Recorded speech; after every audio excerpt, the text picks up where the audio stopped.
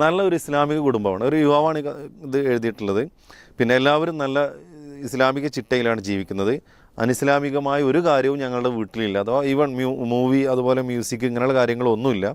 പിന്നെ ഉപ്പൻ്റെയും ജ്യേഷ്ഠൻ്റെ കല്യാണം ഉപ്പയും ഉമ്മയും അവർക്ക് ഇഷ്ടപ്പെട്ട നല്ലൊരു കുട്ടിയെ കണ്ടെത്തിയിട്ട് കല്യാണം കഴിച്ചു. പക്ഷേ കല്യാണം കഴിച്ച് 2 കുടുംബത്തിലൊക്കെ വളരെ വ്യക്തമായിട്ട് പറയുന്നുണ്ട്. അതിലൊക്കെ അൽഹംദുലില്ലാഹ് എന്നൊക്കെ പറഞ്ഞിട്ടാണ് കുറ്റമാണോ ചോദിക്കുന്നുണ്ട്.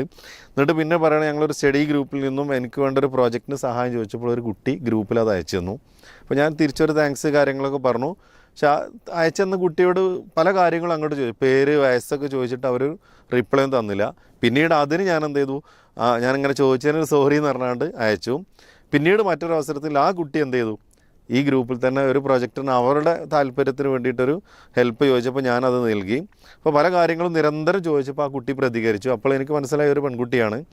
അപ്പോൾ പല കാര്യങ്ങളും ചോദിച്ചപ്പോൾ ഈ കുട്ടി അതിനൊക്കെ മറുപടി അയക്കാതെ ഒന്നും ചെയ്യാതെ നിൽക്കുകയാണ് ചെയ്തത്. അവസാനം ഇതേപോലെ ഇങ്ങനെ നിരന്തരം ചോദിച്ചപ്പോൾ നമ്മൾ ഈ ചെയ്യുന്നത് തെറ്റല്ലേ, ഈ ചാറ്റിംഗ് ഒന്നും പാടില്ല, തെറ്റല്ലേ, അത് മാത്രമല്ല എൻ്റെ വീട്ടിൽ അറിഞ്ഞു കഴിഞ്ഞാൽ വളരെയധികം പ്രയാസമാണ്, എൻ്റെ ഉപ്പയൊന്നും ഇത് അറിഞ്ഞാൽ എനിക്ക് ഒരിക്കലും വീട്ടിൽ നിൽക്കാൻ പറ്റില്ല.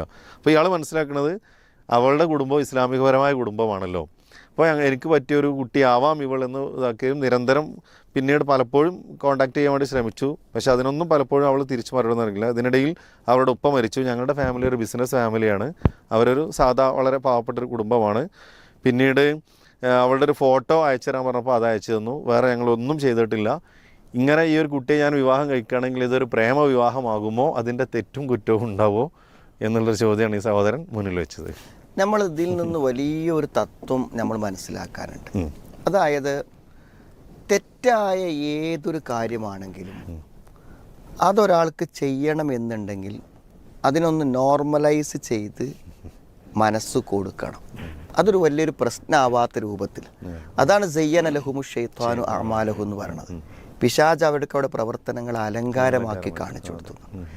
നിങ്ങൾ ഏതൊരു തെറ്റ് ചെയ്യുന്ന വ്യക്തിയെയും വിളിച്ച് സ്വകാര്യമായി ചോദിച്ചാൽ ആ തെറ്റിൽ നിലനിൽക്കുന്നതിന് അയാൾക്ക് എന്തുണ്ട്, ചില ന്യായങ്ങൾ പറയാനുണ്ട്.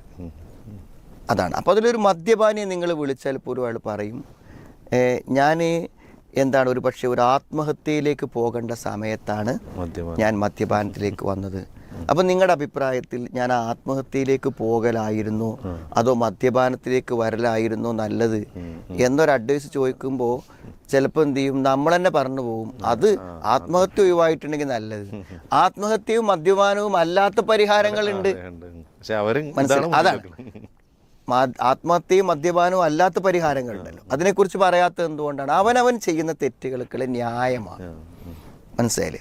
അപ്പോൾ ഇവരിപ്പോൾ ഇത് പറഞ്ഞു വരുമ്പോൾ എന്ത് ചെയ്യാണ്, ഇപ്പോൾ ആദ്യഘട്ടത്തിൽ പറയുന്നതും പിന്നെ പറയുന്നതും തമ്മിൽ എത്ര വൈരുദ്ധ്യമുണ്ട്. ആദ്യഘട്ടത്തിൽ പറഞ്ഞപ്പോൾ പ്രതികരിക്കാതിരുന്നു, ഒരു അന്യ ആണായതുകൊണ്ട് അവൾ മറുപടി പറയാതിരുന്നു എന്നൊക്കെ പറഞ്ഞിട്ട് ഇപ്പോൾ അവസാനം എന്ത് സംഭവിച്ചു, ഫോട്ടോ തന്നു എന്ന് പറഞ്ഞില്ലേ. അപ്പോൾ പരസ്പരം ഫോട്ടോ കൈമാറി. അപ്പോൾ ഈ ആദ്യഘട്ടത്തിലുള്ള സൂക്ഷ്മതയ്ക്ക് എന്താ അർത്ഥമാണുള്ളത്? ഇനിയിപ്പോൾ അടുത്ത ഘട്ടം എന്താണ്? ഫോട്ടോ കൈമാറി, അവർ കാണാൻ ആഗ്രഹിച്ചു, ഒരു ബസ് സ്റ്റോപ്പിൽ വെച്ച് അവർ സംഗമിച്ചു, പിന്നെ അവരൊരു പാർക്കിൽ പോയി സംസാരിച്ചു, മനസ്സിലായില്ലേ? പിന്നെ അവർ റൂം എടുത്ത് താമസിച്ചു. ഇതൊക്കെ അടുത്തടുത്ത ഘട്ടങ്ങളിൽ സംഭവിക്കുന്നതാണ്. അപ്പോൾ സത്യത്തിൽ ഇതൊക്കെ അറിയാവുന്ന ആളുകൾ ചെയ്യുമ്പോൾ എന്താണ്, സാധാരണ ഇതൊന്നും വിവരമില്ലാത്തൊരു ക്യാമ്പസ് പ്രണയത്തെ വേണമെങ്കിൽ നമുക്ക് എന്ത് ചെയ്യാൻ പറ്റും, അറിവില്ലാത്ത ആളുകളുടെ പ്രേമം എന്ന് പറയാം. ഇത് വളരെ കാര്യങ്ങൾ അറിയുന്നവരെന്ന് ഇവർ പറയുമ്പോൾ ഇവരിൽ ഒരിക്കലും ഇത് സംഭവിക്കാൻ പറ്റില്ല. പിന്നെ ഇവർ ചോദിക്കുന്ന സംശയം എന്താ വെച്ചാൽ, ഇതൊരു പ്രേമമാണോ? ഇത് പ്രേമം തന്നെയാണ്. പ്രേമം എന്ന് പറഞ്ഞാൽ എന്താണ്? വിവാഹത്തിന് മുമ്പ് ഒരു സ്ത്രീക്കും പുരുഷനും തമ്മിലുണ്ടാകുന്ന ഇഷ്ടം.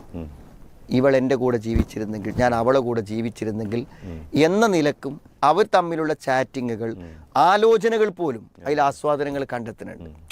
ഒരു കമ്മ്യൂണിക്കേഷനും ഇല്ല. അവളെക്കുറിച്ച് ചിന്തിക്കുമ്പോൾ ഇയാൾക്ക് ചില ആസ്വാദനങ്ങളുണ്ട്, അവനെക്കുറിച്ച് ചിന്തിക്കുമ്പോൾ അവൾക്ക് ചില ആസ്വാദനങ്ങളുണ്ട്. ഇത് എല്ലാം എന്താണ്, 100% തെറ്റാണ്. നമുക്ക് നമ്മുടെ ഭർത്താവല്ലാത്ത, ഭാര്യയല്ലാത്ത ഒരു സ്ത്രീയിൽ നിന്നോ ഒരു പുരുഷനിൽ നിന്നോ ഒരാണിൽ നിന്നും പെണ്ണിൽ നിന്നും കിട്ടുന്ന യാതൊരു അനുഭൂതിയും, ഒരു ഷെയറിങ്ങിൻ്റെതോ ഒരു സംസാരത്തിൻ്റെ ഒരു അനുഭൂതിയും ഇസ്ലാം എന്ത് ചെയ്യുന്നില്ല, അനുവദിക്കുന്നില്ല എന്നുള്ളതാണ് ഏറ്റവും പ്രധാനപ്പെട്ട. അപ്പം അതുകൊണ്ട് ഇതൊരു പ്രേമമാണോ വെച്ചാൽ പ്രേമമാണ്. ഇനി ഒരു പ്രേമത്തിൽ എന്താണ് പ്രേമിക്കുന്നവർ ആവശ്യപ്പെടുന്നത്? എന്തായാലും ഞങ്ങൾക്ക് പിരിയാൻ പറ്റൂല. ഇപ്പം ഇവരും ആവശ്യപ്പെടുന്നത് എന്തായിരിക്കും? ഇപ്പോൾ ജ്യേഷ്ഠൻ്റെ വിവാഹത്തിലൊക്കെ ചെറിയ ഫെയിലിയർ വന്നതുകൊണ്ട് എനിക്ക് പറ്റിയ ഒരു പെൺകുട്ടിയാണ് ഇത് എന്ന നിലക്കാണ് ആദ്യത്തെ ചരിത്രങ്ങളൊക്കെ പറയുന്നത്.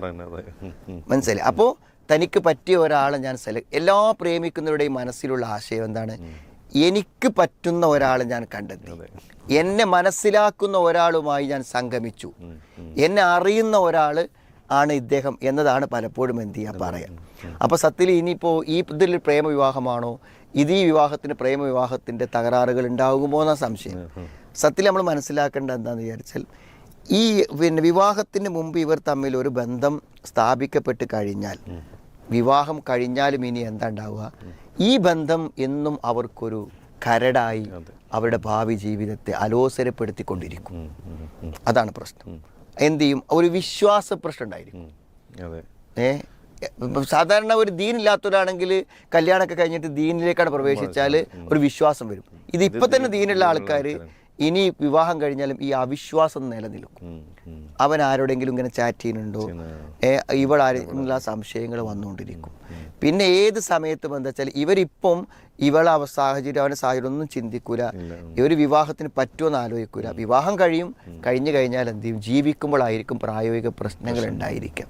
അപ്പം അതുകൊണ്ട് ഒരു പ്രേമ വിവാഹത്തിൻ്റെ എന്തെല്ലാം ഫെയിലിയറുകളുണ്ടോ അതെല്ലാം ഇതിനും എന്താണ് ബാധകമാണെന്ന് മനസ്സിലാക്കുക. ഇപ്പം അവർ ചെയ്യുന്ന തെറ്റാണ്. അതിന് തൗബ ചെയ്യുക, മടങ്ങുക പൂർണ്ണമായിട്ടും.